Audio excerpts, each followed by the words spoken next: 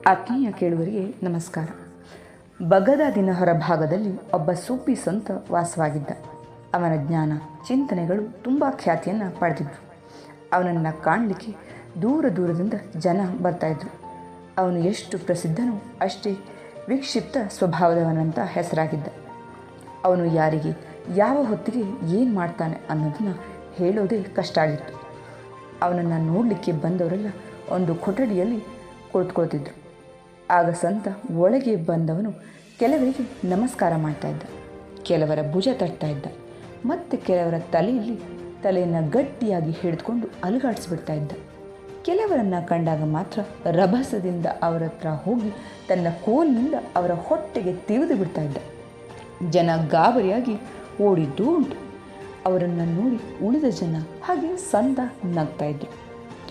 ಒಂದು ಬಾರಿ ಬೇರೆ ಊರಿನಿಂದ ಬಂದಂಥ ಸಂತರೊಬ್ಬ ಈ ವ್ಯಕ್ತಿಯ ನಡವಳಿಕೆಯನ್ನು ಕಂಡು ಆಶ್ಚರ್ಯಪಟ್ಟ. ಅವನ್ನ ಕೇಳಿಯೇ ಬಿಟ್ಟು, ನೀವು ಹೀಗೇಕೆ ನಡೆದುಕೊಳ್ತೀರಿ ಅಂತ. ಆಗ ಸೂಫಿ ಸಂತ ಹೇಳ್ದ, ನಾನು ಮೇಲಿಂದ ಮೇಲೆ ಪರ್ವತದ ಮೇಲಿರುವ ಕ್ಷೇತ್ರಗಳಿಗೆ ಯಾತ್ರೆ ಹೋಗ್ತೀನಿ. ಅಲ್ಲಿ ನಮ್ಮ ಸಾಮಾನುಗಳನ್ನು ಹೊರಲಿಕ್ಕೆ ನಡಿಲಿಕ್ಕೆ ಆಗದ ಜನರ ಮೇಲಕ್ಕೆ ಕರೆದೊಯ್ಯಲಿಕ್ಕೆ ಹೇಸರಗತ್ತೆಗಳು ಬರ್ತವೆ. ಈ ಹೇಸರಗತ್ತೆಗಳು ಬಹಳ ವಿಚಿತ್ರ ಪ್ರಾಣಿಗಳು. ನಡೆದ್ರೆ ನಡೀತಾನೇ ಹೋಗ್ತವೆ, ನಿಂತರೆ ಮುಂದಕ್ಕೆ ಹೋಗೋದಿಲ್ಲ. ಎಷ್ಟು ಬೈದರೂ ಬಡಿದ್ರೂ ಪ್ರಯೋಜನವೇ ಇಲ್ಲ. ಆದರೆ ಒಂದು ಹೇಸರಗತ್ತೆಗಳ ಗುಂಪಿನ ಮಾಲೀಕ ಮಾತ್ರ ಬುದ್ಧಿವಂತ. ಅವನ ಕತ್ತೆಗಳು ಎಂದು ಹಾಗೆ ದಾರಿಯಲ್ಲಿ ನಿಂತು ತೊಂದರೆಯನ್ನು ಕೊಡ್ತಿರಲಿಲ್ಲ. ಅವನನ್ನು ಕೇಳಿದೆ, ನೀನು ಹೇಗೆ ಅವುಗಳನ್ನು ನಿಭಾಯಿಸ್ತೀ ಅಂತ. ಆತ ಹೇಳ್ದ, ದಾರಿಯಲ್ಲಿ ಯಾವುದಾದ್ರೂ ಹೇಸರಗತ್ತೆ ನಿಂತು ಬಿಟ್ಟರೆ ತಕ್ಷಣ ನಾನು ಹೋಗಿ ಅದರ ಮುಖದ ಮೇಲೆ ಮಣ್ಣು ಏರಿಸ್ತೇನೆ. ಮಣ್ಣು ಅದರ ಬಾಯಿಯೊಳಗೆ ಸೇರಿದ ತಕ್ಷಣ ಅದು ಕೆಮ್ಮಿ ಮಣ್ಣನ್ನು ಉಗಿದು ಮುಂದೆ ಸಾಗಿಬಿಡ್ತದೆ. ಅಲ್ಲಯ್ಯ, ನೀನು ಮಣ್ಣು ಎರಚೋದಕ್ಕೂ ಕತ್ತೆ ಮುಂದೆ ಹೋಗೋದಕ್ಕೂ ಏನು ಸಂಬಂಧ ಅಂತ ಕೇಳಿದೆ ಅಂತ ಹೇಳ್ದ ಸಂತ. ಅದಕ್ಕವನು, ಅದು ನನಗೆ ಗೊತ್ತಿಲ್ಲ ಸ್ವಾಮಿ, ಕತ್ತೆ ಏನೋ ಚಿಂತೆ ಮಾಡ್ತಾ ಹೋಗ್ತಾ ಇರುತ್ತೆ.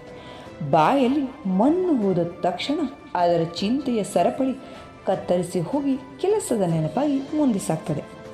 ಅದೇ ನಾನು ಮಾಡುವ ಬುದ್ಧಿವಂತಿಕೆಯ ಕೆಲಸ ಅಂದ. ಅದಕ್ಕೆ ಸಂತನ ಸ್ನೇಹಿತ ಕೇಳ್ದ, ಸ್ವಾಮಿ, ನಾನು ಕೇಳಿದ್ದೇನು, ನೀವು ಹೇಳಿದ್ದೇನು, ನೀವು ಶಿಷ್ಯರ ಜೊತೆಗೆ ಹೀಗೇಕೆ ನಡೆದುಕೊಳ್ತೀರಿ ಅಂತ ಕೇಳಿದ್ರೆ ಹೇಸರಗತ್ತೆಗಳ ಕತೆ ಹೇಳ್ತಿದ್ದೀರಲ್ಲ. ಆಗ ಸೂಫಿ ಸಂತ ಹೇಳ್ದ, ಅವರೆಲ್ಲ ಹೇಸರಗತ್ತೆಗಳೇ. ನನ್ನ ಕಡೆಗೆ ಬಂದವರೆಲ್ಲ ಹೇಸರಗತ್ತೆಗಳ ತರಹ ಯಾವುದೋ ಆಸೆಯಲ್ಲಿ ವಿಚಾರದಲ್ಲಿ ತೊಡಗಿರ್ತಾರೆ. ನಾನು ಅವರ ಮುಖದ ಮೇಲೆ ಮಣ್ಣು ಎರಚುವ ಬದಲು ಅವರ ತಲೆ ಅಲ್ಲಾಡಿಸಿಯೋ ಹೊಟ್ಟೆಗೆ ಕೋಲು ತಿವಿಯೋ ಎಚ್ಚರಿಸಿದಾಗ ಆ ಗುಂಗಿನಿಂದ ಹೊರಬಂದು ವಾಸ್ತವ ಕೇಳಿತಾರೆ. ಆಗ ನಾನು ಅವರನ್ನು ಸರಿಯಾದ ಮಾರ್ಗಕ್ಕೆ ತಳ್ತೀನಿ. ಅವರೇ ಬೆಳೆಸಿಕೊಂಡ ಚಿಂತನೆಯ ಬಲೆಯಿಂದ ಹೊರತರಲಿಕ್ಕೆ ಹೀಗೆ ಮಾಡಬೇಕಾಗ್ತದೆ. ಎಷ್ಟು ನಿಜವಾದ ಮಾತು ಇದು. ನಾವೆಲ್ಲ ನಮ್ಮದೇ ವಿಚಾರಗಳ ಜಾಡಿನಲ್ಲಿ ಸಾಕ್ತಾನೇ ಇರ್ತೀವಿ. ಅದರಿಂದ ಹೊರಬಂದು ಬೇರೆ ದೃಷ್ಟಿಯಿಂದ ನೋಡುವವರೆಗೆ ಹೊಸ ಗಾಳಿ ದೊರೆಯದು.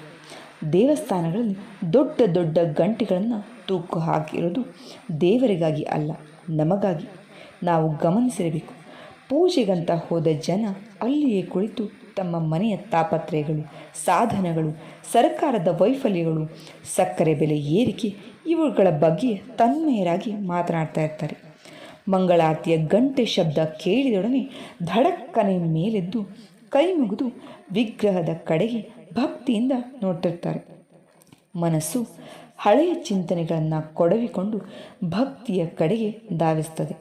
ಅದಕ್ಕೆ ಮನಸ್ಸಿನಲ್ಲಿಯ ರಾಕ್ಷಸರನ್ನು ಹೊಡೆದೋಡಿಸಿ ಸಾತ್ವಿಕ ಭಾವನೆಯ ದೇವತೆಗಳನ್ನು ಆಹ್ವಾನಿಸಲಿಕ್ಕೆ ಈ ಗಂಟೆಯ ಕರೆ. ಇದು ಒಂದು ರೀತಿಯಲ್ಲಿ ಹೇಸರಗತ್ತೆಯ ಮುಖಕ್ಕೆ ಮಣ್ಣು ಎರಚುವ ಹಾಗೆ. ಕತೆ ಅರ್ಥ ಆಗಿದೆ ಅಂತ ಭಾವಿಸ್ತೀನಿ. ಕೇಳಿದ್ದಕ್ಕೆ ಧನ್ಯವಾದ.